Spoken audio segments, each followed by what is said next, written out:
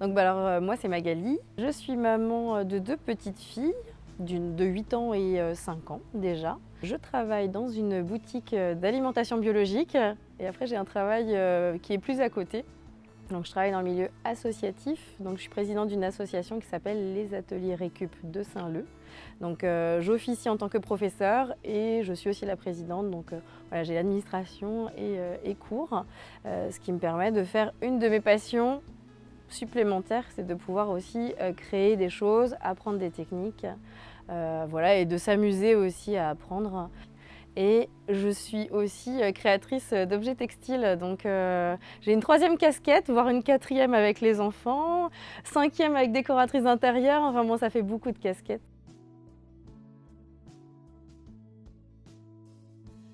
L'organisation financière de mon foyer, c'est surtout mon mari, hein, on ne va pas se mentir. D'habitude, c'est plutôt les femmes.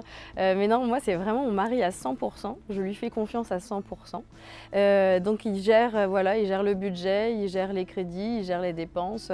Il nous dit si oui ou non, là, on est un peu charrette et donc il faut faire attention. Donc, le budget, tout ce qui va être courses, tout ce qui va être loisirs, ça, c'est vraiment quelque chose, il est voilà, assez strict par rapport à ça. Bon, même si les courses un petit peu moins parce qu'on est assez gourmand, donc on se laisse une petite marge. Mais par contre, pour ce qui va être les loisirs, vu qu'on n'en a pas forcément beaucoup, c'est vrai que quand on part en vacances, généralement, on va se faire plus plaisir. Mais ça va être une fois dans l'année où ça va être vraiment, on va bien se faire plaisir. Et après, souvent, on a de la chance de pouvoir partir en famille. Donc on part dans des maisons de vacances. On a de la chance d'avoir de la famille aussi bien à la mer, à la montagne. C'est aussi un plaisir aussi d'aller dans la famille et profiter du moment d'être avec eux.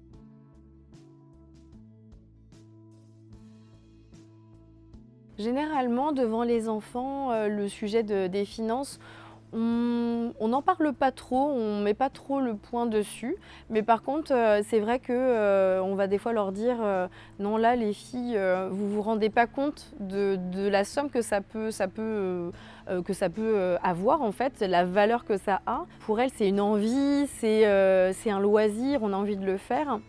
Mais comment est-ce qu'on fait pour s'organiser pour pouvoir y avoir accès? Ça, c'est forcément quelque chose qu'elles ne connaissent pas. Donc de temps en temps, on leur dit écoutez les filles, là c'est pas dans le budget de ce mois-ci ou ça va être une demande qui est un peu particulière, donc ça va demander un peu plus de préparation. Par exemple, on va dire que nos enfants nous cassent les pieds depuis la rentrée pour aller à Disneyland.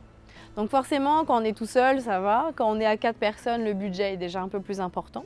Quand on a des enfants qui voient de la pub à la télé à longueur de journée, qui nous disent « Ah, mais moi j'ai vraiment envie de dormir à Disney », donc avec mon mari, on dit « Ah non, mais dormir à Disney, aller à Disney encore, c'est un budget, mais dormir à Disney, c'est encore un autre budget ». Sachant que nous, en plus, on n'habite pas très loin. Il n'y a pas un réel intérêt de dormir là-bas. Mais bon, en tout cas, on leur dit, voilà, ça c'est vraiment un budget qui est vraiment très important. Et si vous le souhaitez, ça veut dire qu'en fait, on va dire que tous vos cadeaux de Noël, ça passera dedans. Et vous en aurez qu'un seul. Donc en fait, on essaie de leur montrer qu'il y a des fois des cadeaux qui sont assez chers. Et ça va leur demander un sacrifice au niveau du nombre de cadeaux. Et donc là, ça va leur parler un petit peu plus.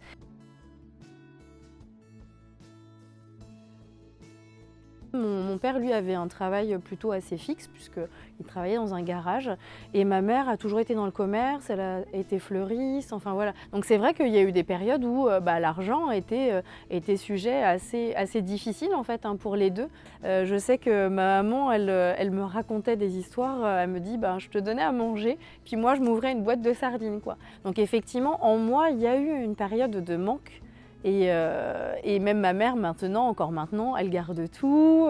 Dès que c'est cassé, si c'est pas cassé à 100%, on garde quand même parce que je peux le réparer.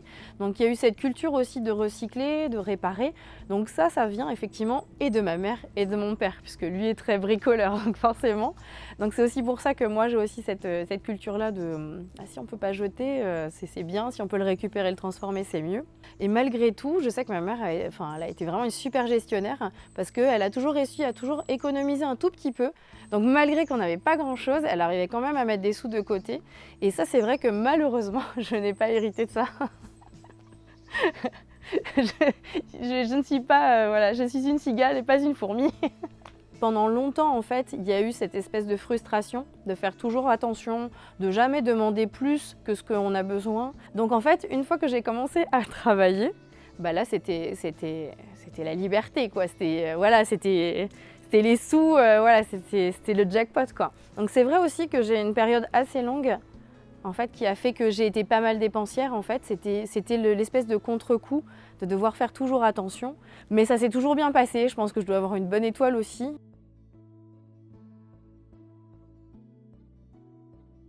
Donc l'upcycling, il est venu au fur et à mesure du temps, des choses en fait finalement que je faisais déjà enfant, c'est-à-dire quand on n'a pas forcément les jouets, la dernière poupée à la mode, forcément en fait je commençais déjà à créer moi-même en fait mon univers. Et c'est vrai qu'étant petite, j'ai commencé aussi à faire des petits vêtements, bricoler, enfin voilà, j'avais déjà ça en moi. Donc j'ai commencé voilà, par faire des petits loisirs créatifs, mais que pour moi en fait. Et finalement c'est à ma deuxième grossesse où j'ai pris un peu plus de temps. On voulait faire des petits cadeaux personnalisés pour les parrains et les marraines. Et donc j'ai dit à mon mari, je fais écoute, j'aimerais bien m'acheter une petite machine à coudre, mais franchement, achète-moi le plus bas de gamme possible parce que je ne sais pas du tout si ça va me plaire. Donc j'ai pas envie d'investir de l'argent, sachant qu'à l'époque je travaillais pas, il y avait que lui qui travaillait. Donc je savais que voilà, fallait faire attention. Donc je dis achète-moi le truc le plus basique, si jamais ça ne me plaît pas, je le revends, il n'y a pas de problème. Et puis finalement, cette petite machine à coudre, j'ai réalisé en fait les cadeaux des parrains et des marraines pour le baptême. Et en fait, j'ai adoré. De passer en fait d'un état 2D à faire de la 3D, et j'ai adoré. Ce que j'aimais aussi, c'était personnaliser, c'était faire des mariages de matière ou des mariages de motifs. Enfin voilà, vraiment créer quelque chose que j'avais en tête. Et de le réaliser, ça c'était aussi quelque chose qui me plaisait bien aussi. Un petit côté magique aussi que j'aime bien. Et donc c'est vrai qu'au départ, j'ai upcyclé en fait le linge de ma maison. Donc les draps, les couettes, les coussins, enfin en gros tout ce que je n'utilisais pas forcément ou qui avait des trous, des taches, ils ont commencé à être cousus comme ça. Et c'est vrai qu'à l'époque, je ne savais pas forcément que c'était de l'upcycling en fait. Pour moi, c'était normal d'aller dans mon armoire, aller chercher ça et faire de la création avec.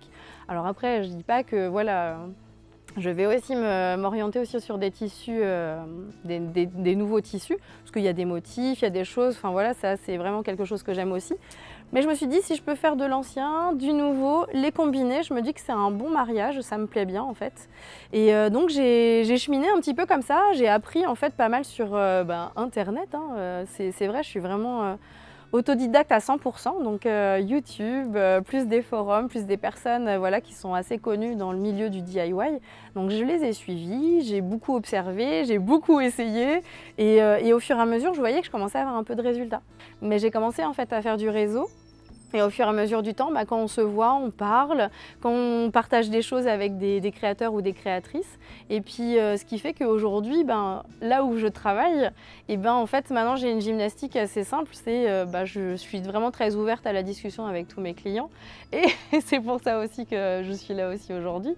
Donc c'est une gymnastique, on parle, c'est des choses, voilà, j'ai des informations qui me viennent, moi je partage des informations. C'est aussi pour ça que j'ai monté aussi cette association, les ateliers récup.